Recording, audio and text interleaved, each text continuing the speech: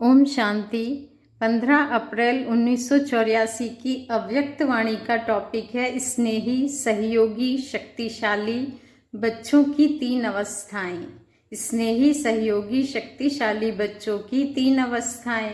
अव्यक्त बाप दादा अपने स्नेही, सहयोगी, शक्तिशाली बच्चों के प्रति बोले। बाप दादा सभी स्नेही, सहयोगी और शक्तिशाली बच्चों को देख रहे हैं।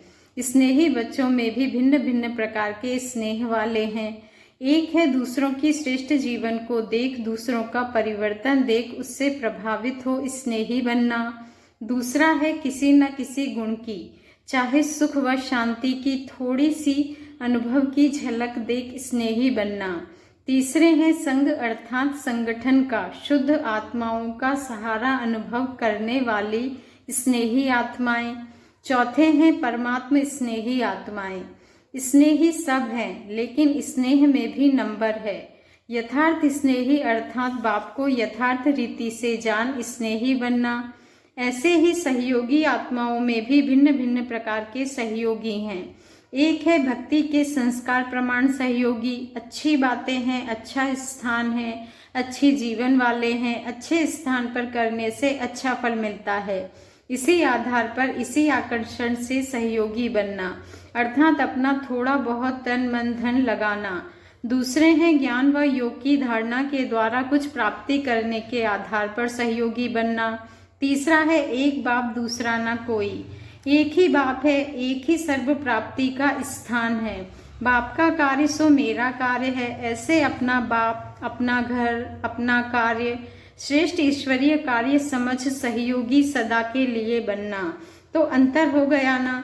ऐसे ही शक्तिशाली आत्माएं, इसमें भी भिन्न भिन्न स्टेज वाले हैं। सिर्फ ज्ञान के आधार पर जानने वाले कि मैं आत्मा शक्ति स्वरूप हूँ, सर्वशक्तिमान बाप का बच्चा हूँ, यह जानकर प्रयत्न करते हैं शक्तिशाली स्थिति में स्थित होने का। लेकिन सिर्फ जानने तक होने के कारण जब यह ज्ञान की पॉइंट स्मृति में आती है, उस समय शक्तिशाली पॉइंट के कारण वह थोड़ा सा समय शक्तिशाली बनते, फिर पॉइंट भूली, शक्ति गई, जरा भी माया का प्रभाव ज्ञान भुलाए निर्बल बना देता है। दूसरे हैं ज्ञान का चिंतन भी करते, वर्णन भी करते, दूसरों को शक्तिशाली बातें सुनाते।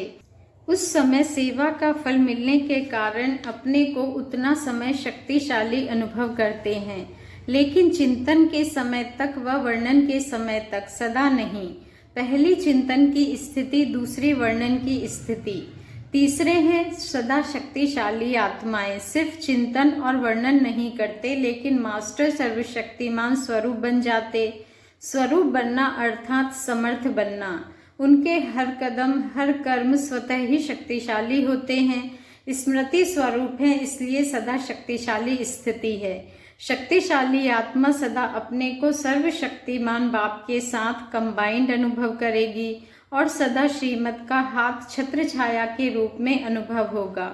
शक्तिशाली आत्मा सदा दृढ़ता की चाबी के अधिकारी होने के कारण सफलता के खजाने के मालिक अनुभव करते हैं। सदा सर्व प्राप्तियों के झूले में झूलते रहते हैं।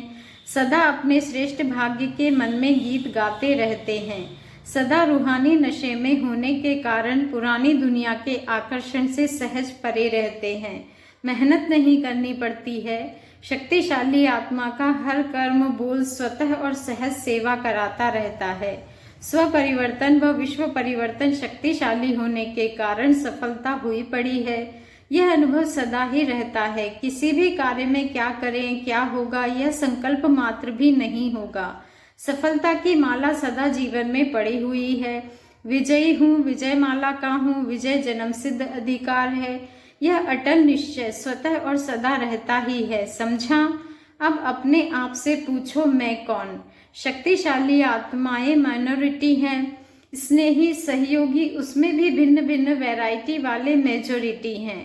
तो अब क्या करेंगे? शक्तिशाली बनो, संगम युग का श्रेष्ठ सुख अनुभव करो। समझा? सिर्फ जानने वाले नहीं, पाने वाले बनो। अच्छा, अपने घर में आए व बाप के घर में आए, पहुंच गए, यह देख बाप दादा खुश होते हैं। आप भी बहुत खुश हो रहे हैं ना। यह खुशी सदा कायम रहे। सिर्फ मधुबन तक नहीं, संगम युग ही साथ रहे। बच्चों की खुशी में बाप भी खुश है। कहाँ कहाँ से चलकर सहन कर पहुँच तो गए ना। सर्दी गर्मी खान पान सबको सहन कर पहुँचे हो। धूल मिट्टी की वर्षा भी हुई, यह सब पुरानी दुनिया में तो होता ही है। फिर भी आराम मिल गया ना। आराम किया, 3 फुट नहीं तो 2 फुट जगह तो मिली। फिर भी अपना घर, दाता का घर मीठा लगता है ना। भक्ति मार्ग की यात्राओं से तो अच्छा स्थान है। छत्र छाया के अंदर आ गए, प्यार की पालना में आ गए। यज्ञ की श्रेष्ठ धरनी पर पहुंचना, यज्ञ के प्रसाद का अधिकारी बनना, कितना महत्व है। एक कणा अनेक मूल्यों के समान है, यह तो सब जानते हो ना। वह तो प्रसाद का एक कणा मिलने के प्यासे हैं और आपको तो ब्रह्मा भोजन पेट भरकर मिलेगा। तो अब कितने भाग्यवान हो। इस महत्व से ब्रह्मा भोजन खाना तो सदा के लिए मन भी महान बन जाएगा। अच्छा, सबसे ज्यादा पंजाब आया है, इस बारी ज्यादा क्यों भागे हो। इतनी संख्या कभी नहीं आई है। होश में आ गए, फिर भी बाप दादा ये ही श्रेष्ठ विशेषता देखते। पंजाब में सत्संग और अमृत वेले का महत्व है। नंगे पांव भी अमृत वेले पहुंच जाते हैं। बाप दादा भी पंजाब निवासी बच्चे को इसी महत्व को जानने वालों की महानता से देखते हैं। पंजाब निवासी अर्थात सदा संग के रूहानी रंग में रंगे हुए, सदा सत के संग में रहने वाले, ऐसे हो ना। पंजाब वाले सभी अमृत वेले समर्थ हो मिलन मनाते हो। पंजाब वालों में अमृत वेले का आलस्य तो नहीं है ना।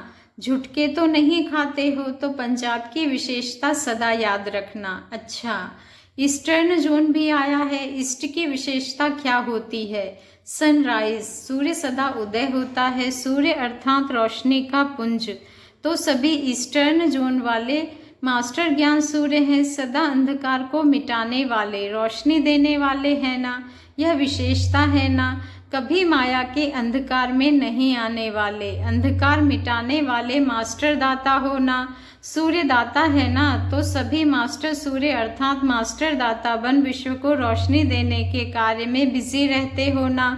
जो स्वयं बिजी रहते हैं, फुर्सत में नहीं रहते, माया को भी उन्हों के लिए फुर्सत नहीं होती।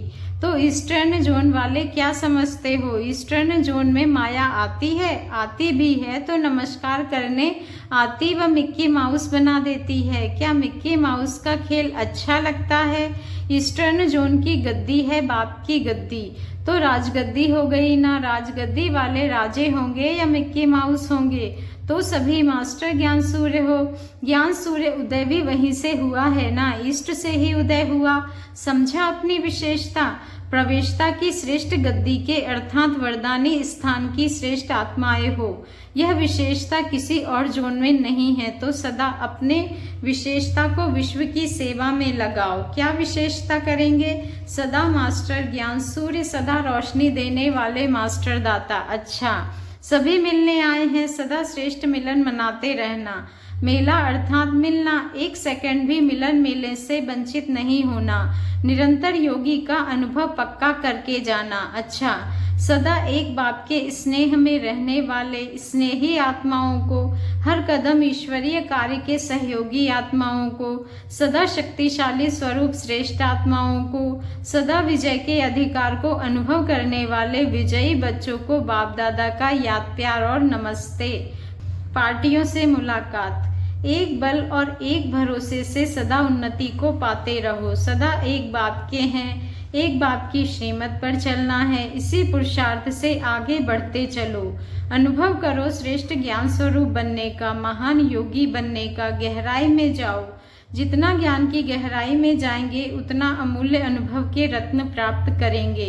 एकाग्र बुद्धि बनो। जहाँ एकाग्रता है वहाँ सर्व प्राप्तियों का अनुभव है।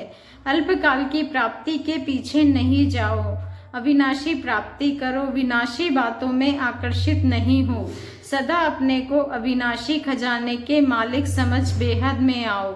हद में नहीं आओ। बेहद का मजा और हद के आकर्षण का मजा, इसमें रात दिन का फर्क है। इसलिए समझदार बन समझ से काम लो और वर्तमान तथा भविष्य श्रेष्ठ बनाओ। अच्छा, ओम शांति। शुक्रिया बाबा, शुक्रिया।